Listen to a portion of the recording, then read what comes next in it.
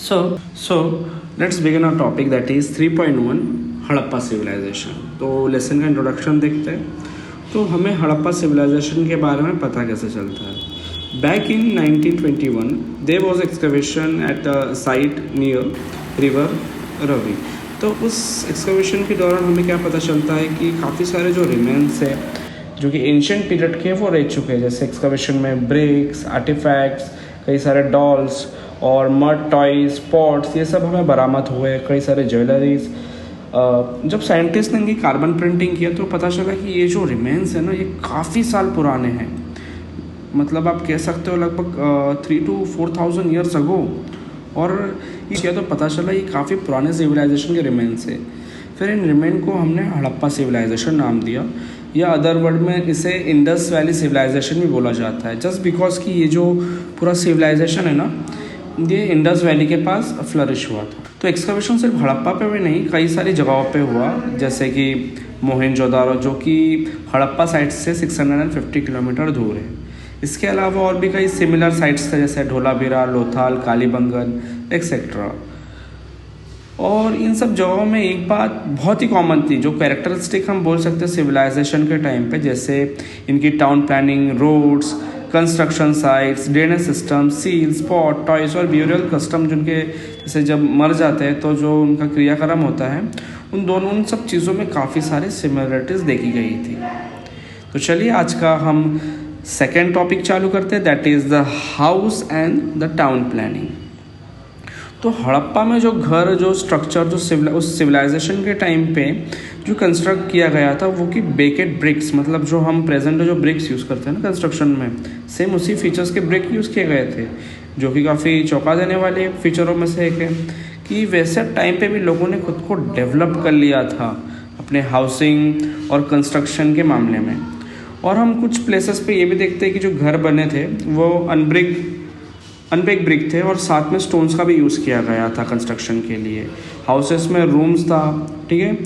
मतलब आप हाउस की जो प्लानिंग देखेंगे ना तो हाउस जो मेनली बिल्ड किया गया था एक बड़ा सा कोर्टयार्ड, एक बड़ा सा बागान बोल सकते हैं, बड़ा सा लैंड, उसके बीचों बीच घर हुआ करता था। घर में कुएँ हुआ करते थे, बाथरूम, टॉयलेट, और जो उनका ड्रेनेज सिस्टम था ना उस टाइम के हिसाब से भी काफ़ी मॉडर्न टेक्नोलॉजी के हिसाब से बिल्ड किया गया था, क्योंकि जो ड्रेनेज सिस्टम्स थे वो साइड से ब्रेक्स और ऊपर से उन्हें लीड से ढका भी गया था, ताकि मतलब जो स्टेनेज वाटर है, मतलब स्टैग्नेंट वाटर होता है वो कहीं स्प्रेड ना हो जाए, पब्लिक हेल्थ कहीं डिस्टर्ब ना हो जाए। मतलब we can think how the Harappans were very concern with the health of the people, right. तो फिर हम streets, we can see the streets and they were very broad and the patterns were in a grid system. जो घर थे वो एक rectangular block में build किए गए थे, राइट, ताकि जो रास्ता है वो छोड़ दिया जाए।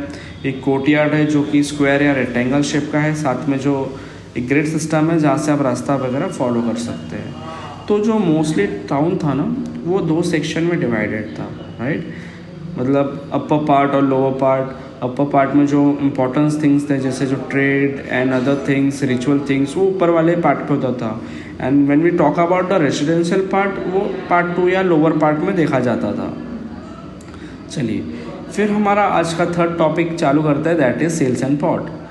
तो जो सील्स मतलब क्या होता था, एक टाइप का आप स्टैम्प बोल सकते हो, स्क्वायर शेप का एक स्टोन होता था जैसे सिटाइट्स बोलते हैं। उसके ऊपर काफ़ी सारे एनिमल्स या फिर नेचुरल जो थिंग्स होते थे उनकी प्रिंटिंग हुआ करती थी। जैसे एनिमल्स में हम देख सकते हैं bull, buffalo, oxen, elephant, rhinos, tiger and etcetera.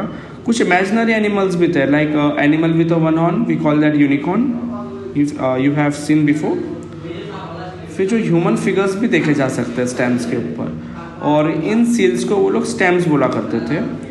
In seals को एज अ स्टैम्प यूज़ किया करते थे, मतलब शायद अपनी एक अलग आइडेंटिटी टाइप। वुडन पॉट जो कि वहाँ से बरामद हुई थी वो काफ़ी सारे टाइप्स के थे एक्सकवेशन के दौरान, जहाँ पर डिज़ाइंस एंड पैटर्न्स जैसे कि फिश स्केल्स देख सकते हैं, interlocking patterns, intercircle patterns, leaves, trees and maybe कि some part of the animals, right, और we can say animals were also drawn on that pot.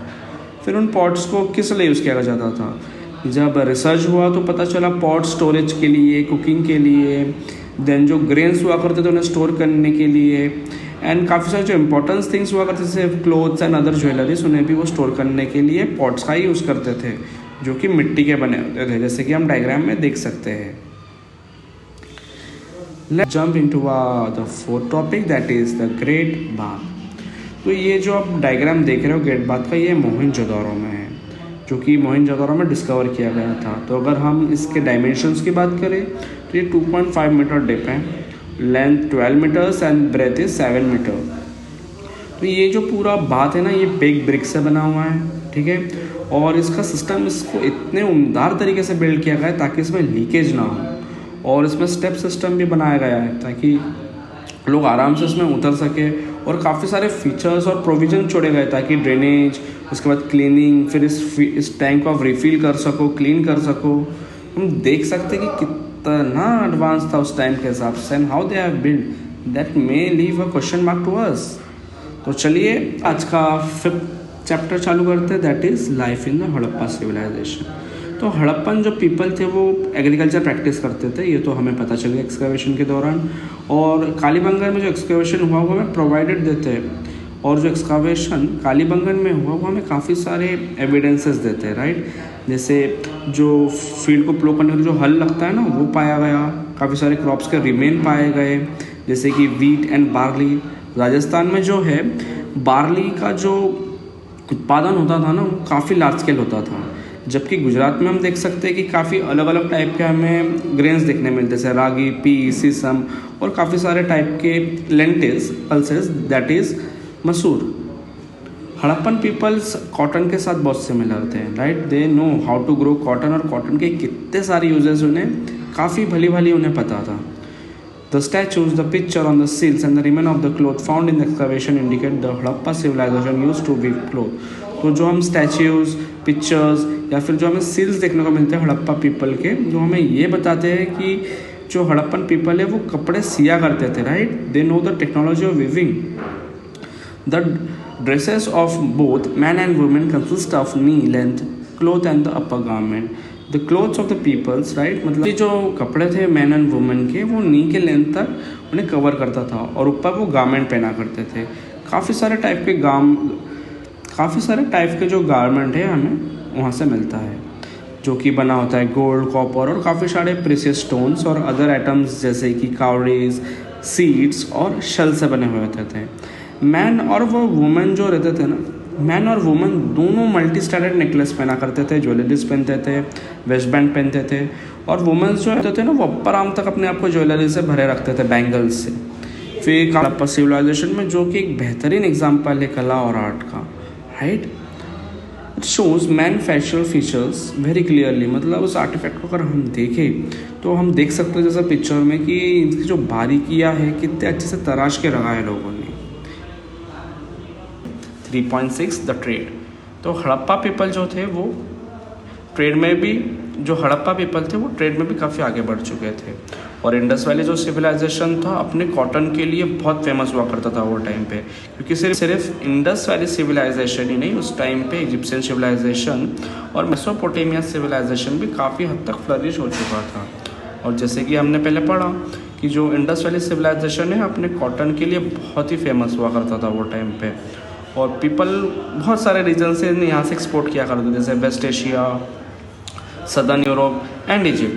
Cotton clothes जो है trader बहुत डिमांड में थे, और सिर्फ कॉटन क्लोथ्स नहीं, काफ़ी सारे मेटल्स भी थे, जैसे सिल्वर, जिंक, जेमस्टोन, रूबीज और वुड, और काफ़ी सारे आइटम्स जो कश्मीर से आया करता था, south India and Iran, Afghanistan and Balochistan. जो ट्रेड है वो दोनों रूट से कैरी होता था, सी रूट से भी और लैंड रूट से भी, क्योंकि जब एक्सकवेशन हुआ ढोलावीरा, लोथाल, ठीक है, इन सब जो नियर बाई सी के पास होता है, तो हमें वहाँ डॉकयार्ड का सामान भी मिलता है, मतलब जो कि बताता है कि जो हड़प्पा सिविलाइजेशन है वो अपना कोस्ट लाइन अरेबियन सी में पूरा हद तक यूज़ किया करते थे। तो चलिए आज का हम लेसन ख़त्म करते हैं, last part of the lesson, that is the reason for decline of the Harappa civilization. तो काफ़ी सारे थेरीज है, कॉन्स्पिरेसी थेरीज है, जो कि इस चैप्टर के रिगार्डिंग घूमता है कि हड़प्पा सिविलाइजेशन जो कि इतनी एडवांस और आधुनिक थी उस टाइम के हिसाब से, आखिर अचानक से ख़त्म कैसे हो गई, मिट कैसे गई। तो काफ़ी सारे साइंटिस्ट या रिसर्चर्स मानते हैं कि शायद फ्लड आ चुका होगा, जो फ्रिक्वेंट फ्लड्स आया करता था रिवर इंडस पे, उसके कारण लोग धीरे धीरे शिफ्ट होते थे। फिर उसके बाद कुछ लोग मानते हैं कि बाहरी टेरिटरी से अटैक हुआ होगा, या उन्होंने अपने रिसोर्सेज ख़त्म कर दिए होंगे उस एरिया में, या आपस में लड़ाई करके वो प्लेस पूरी तरीके से धीरे धीरे बर्बाद हो गया। और जो बचे कुछ लोग हैं वो धीरे धीरे टाइम के साथ दूसरे जगह पे माइग्रेट हो गए। और जो हड़प्पा सिविलाइजेशन था ना, वो काफ़ी फ्लरिश था, राइट, क्योंकि उसे हम अर्बन सिविलाइजेशन बोल सकते हैं। और इसी सिविलाइजेशन ने इंडियन सिविलाइजेशन की बुनियाद रखी थी। तो होप सो आपको लेसन पसंद आया होगा। अगर लेसन पसंद आया तो don't forget to subscribe and share the video. Thank you.